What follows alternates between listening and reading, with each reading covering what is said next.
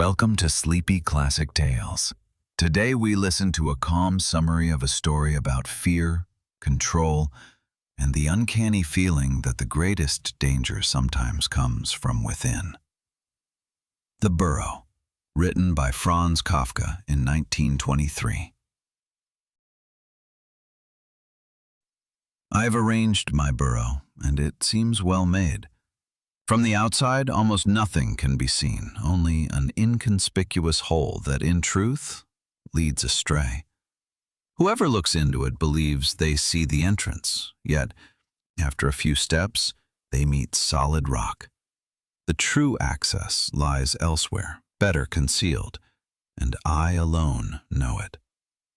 One must be cautious, not because enemies are constantly there, but because they could be there at any moment. The thought is enough. I have designed everything so that I may feel secure.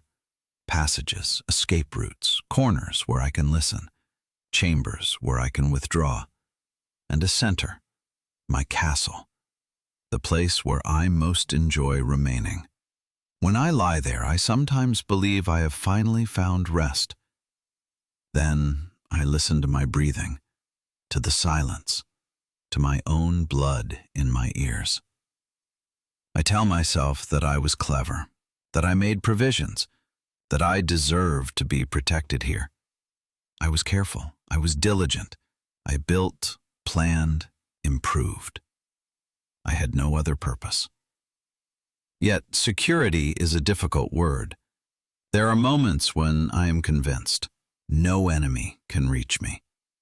Then there are hours when every passage appears to me as a weakness, every corner as a possible mistake. I know my burrow better than anyone, and for that very reason, I know its flaws as well. When I go outside to inspect the surroundings, I do it quickly. I never remain out too long. I want the air, yes. I want to see whether there are tracks, whether something has changed, but I do not wish to be observed.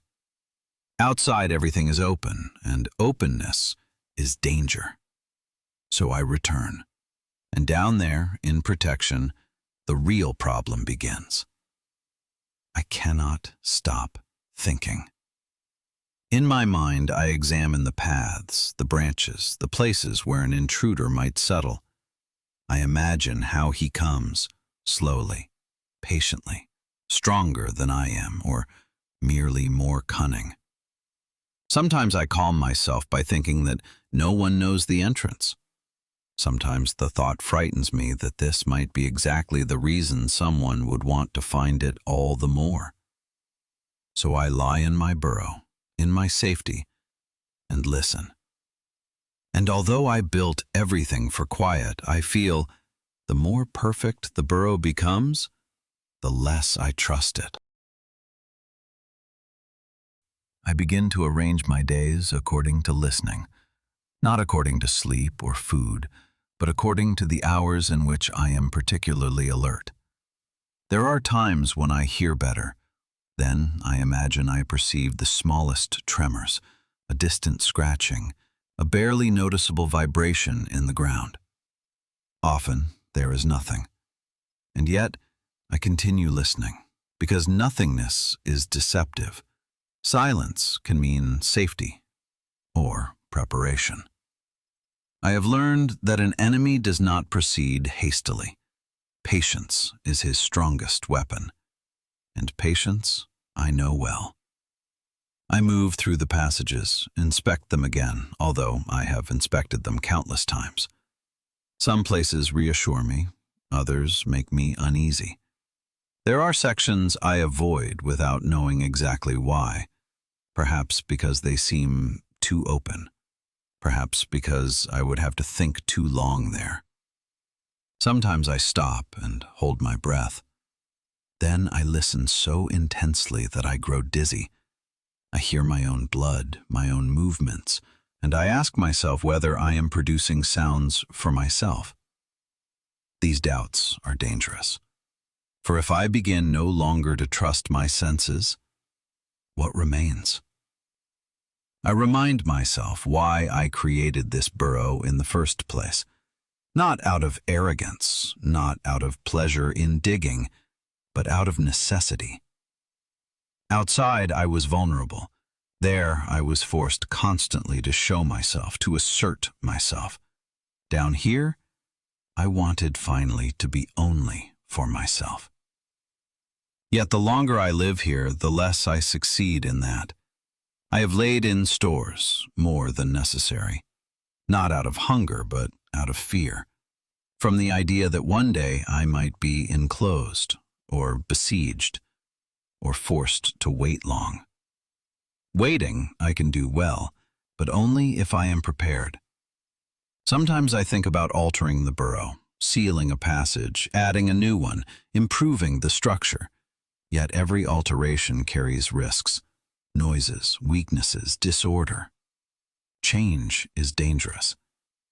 So I leave everything as it is and tell myself it is sufficient. And yet one thought will not leave me. What if I made a mistake while building? Not a small, obvious one, but a fundamental one. One that cannot be corrected. One that only becomes clear to me when it is too late. This thought pursues me, especially at night, when the silence grows denser. I ask myself whether the burrow protects me, or whether it binds me. The longer I remain here, the less I know whether I am hiding from the enemy or from myself. And as I listen, I begin to suspect the greatest danger may already be here. There is a point in the burrow where I feel particularly secure. Several passages cross there, and I can listen in different directions without moving.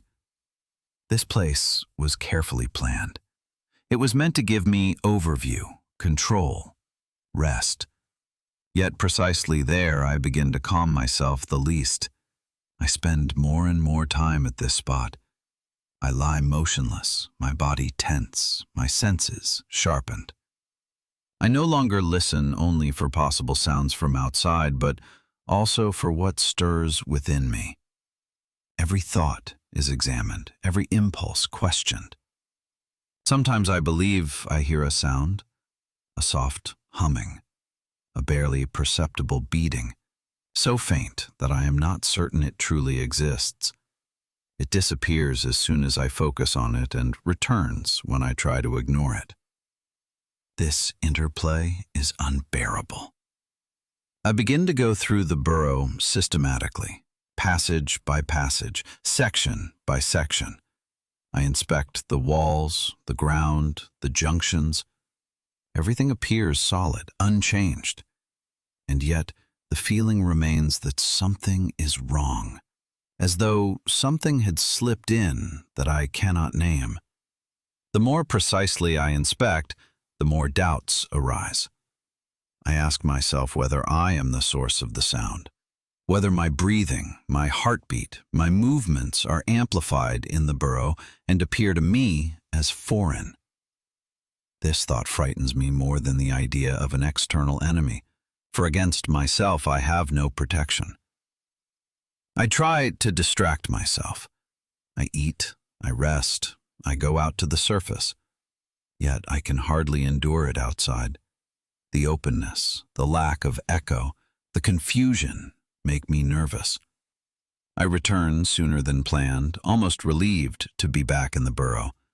And yet down here, it is no better. The sound returns, not louder, not clearer, but persistent. It forces me to listen. I begin to imagine how an intruder proceeds slowly, how he may perhaps already be there, deep within the burrow, waiting. The thought will not leave me. I picture how he moves, how he uses my passages, how he turns my own safeguards against me. These images are so concrete that I catch myself believing them more than the silence around me. I recognize something uncanny. The longer I listen, the less I require a real enemy. The fear is enough. The burrow I created for protection is now the place where it unfolds.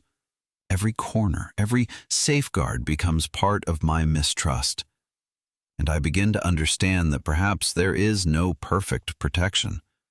For even if no one comes, I am never alone. I am here, and I am listening. I can no longer ignore the sound. It has not grown louder, not clearer, and precisely that makes it unbearable. If it were distinct, if it were tangible, I could act, but as it is, it remains suspended between possibility and imagination, and exactly there it begins to gain power over me. I try to impose order upon myself. I set times when I listen and times when I forbid myself to do so.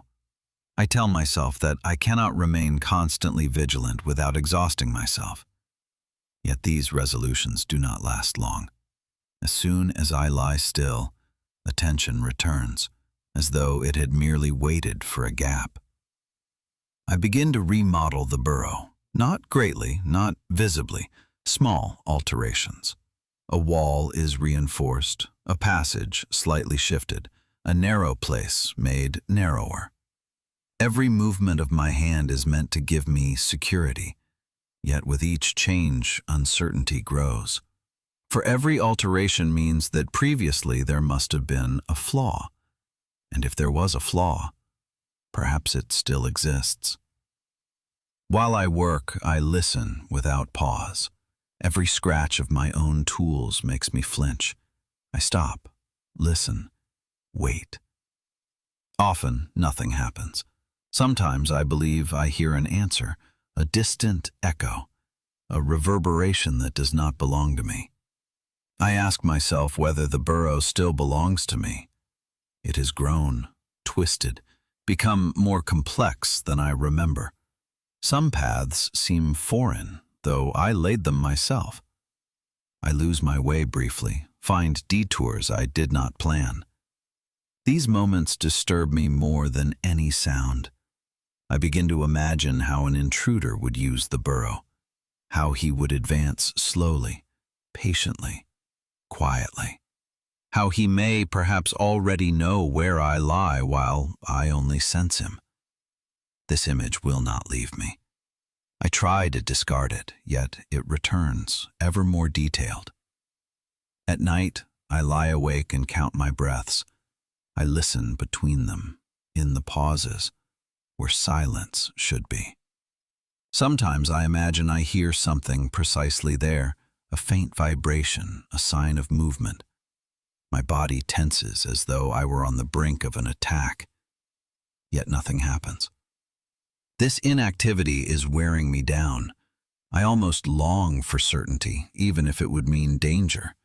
For the waiting, this endless listening without result, slowly erodes me. I recognize that the burrow is no longer merely protection. It has become a test of my nerves, of my thoughts. And as I continue to listen, I understand. It is not the enemy that holds me here. It is the fear of him. I can no longer separate my thoughts from one another. Vigilance and fear have become one. Even when I force myself to rest, a part of me remains tense, ready to startle. Sleep comes only in brief, shallow moments from which I wake abruptly, convinced I have heard something. The sound is now always there, not as a clear tone, but as possibility, as constant suggestion. I no longer listen whether it is there, but from where it might come. In my mind, I follow it through the passages, imagine how it moves, how it approaches, or withdraws to deceive me. I begin to distrust my burrow. What I once regarded as protection now appears as weakness. The many passages, the branches, the escape routes, they might serve not only me, but an intruder as well. The thought is unbearable. What I created out of cleverness could work against me. So I check everything again, and again. I walk the same routes, inspect the same places, touch the same walls. Every round is meant to calm me, yet it does the opposite. For each time I ask myself whether I have overlooked something, and every oversight could be fatal. I consider leaving the burrow. The thought is brief, fleeting, and frightening. Outside, everything would be open, unprotected, but honest. No walls that distort sounds, no silence that turns against me. Yet even this image triggers unrest. I have invested too much, given up too much to leave now. The burrow has become my life. I notice that I no longer build in order to be safe, but to remain occupied. As long as I work, I think less. As long as I think, I listen less. It is a circle that keeps me moving without advancing me. Sometimes I ask myself whether the enemy has long since discovered me. Perhaps he is merely waiting. Perhaps he watches as I wear myself down. This thought is almost unbearable, for it means that my greatest effort is precisely what weakens me. I recognize something disturbing. The burrow no longer protects me from fear. It feeds it. And the more I attempt to secure myself, the narrower becomes the space in which I move. I continue listening, not because I want to, but because I no longer can do otherwise. I can hardly endure lying still anymore. Every rest feels like negligence, every pause like a risk. My body is tired, yet my mind refuses to yield. I feel that vigilance alone still protects me, and that the moment I abandon it will be my end. The sound changes, or perhaps only my perception changes. Sometimes I believe it is nearer, then farther away. It seems to wander without revealing itself. This indeterminacy drives me on. I try to locate its source, yet each attempt leads only to new doubts. I begin to observe myself, my movements, my reactions, my thinking. I ask myself whether I am still clear, whether fear is playing something before me to test me. Yet even this thought offers no relief. For even if everything is imagination, it is real enough to rule me. The burrow feels narrower, not because it is changed, but because I have changed. Where there was once security, there is now pressure. Where there was order, there is now compulsion. I feel that I no longer control the burrow, but serve it. Every step, every decision now aligns only with it. I scarcely leave it anymore. Being outside seems more dangerous than ever. There I could be attacked without warning, without protection. And yet I know that down here I no longer feel safe either. The choice between outside and inside is no longer a choice. Both are threatening. I ask myself when this state began. The burrow itself was not the mistake, but the moment when I subordinated everything to it. I wanted control and surrendered myself to it. I wanted security and created a place where I constantly fear losing it. The sound is now part of me. I hear it even when I move. I hear it within myself. It has become impossible to distinguish it from my own impulses. This realization strikes me harder than any image of an external enemy. For if the sound comes from me, then there is no place where I can escape it. I am awake. I am tense. I am alone. And as I continue listening, I begin to understand. The burrow is perfect. Not because it protects me, but because it completely encloses me. I no longer know how long I have been listening. Time has lost its meaning down here. There is only wakefulness and tension. Every thought circles the same point: the sound, the possibility, the threat. I am tired, yet fatigue is no longer a condition I allow myself. I lie in the center of the burrow, where I once felt safest. Now it is the place where everything gathers. Every passage leads back here in thought. Every fear ends here.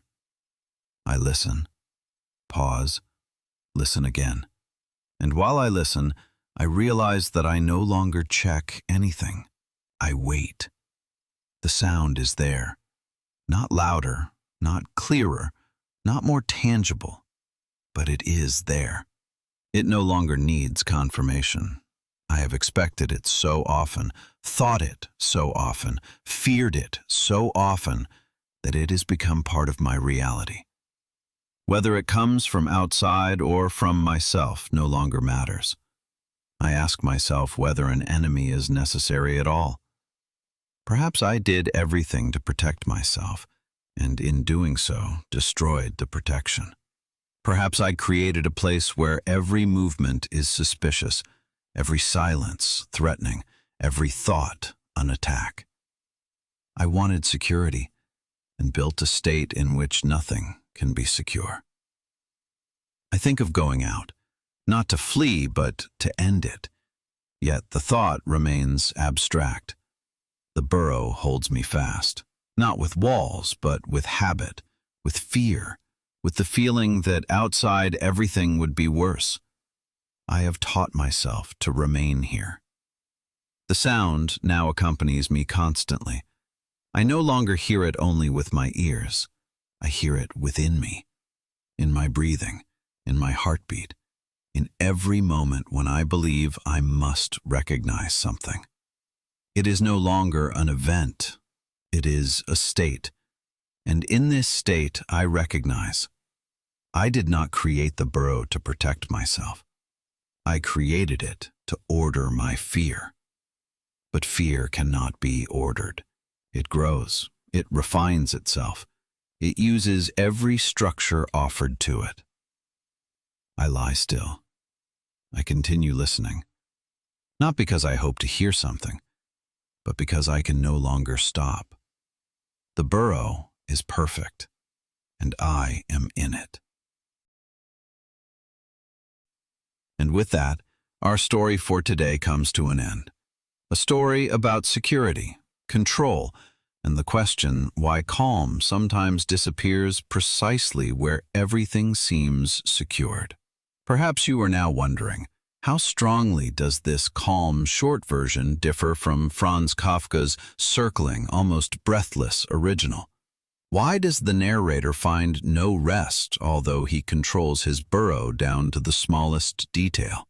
And how typical of its time is this story, considering that it emerged from an era of increasing uncertainty and is at the same time so closely bound to its author's thinking?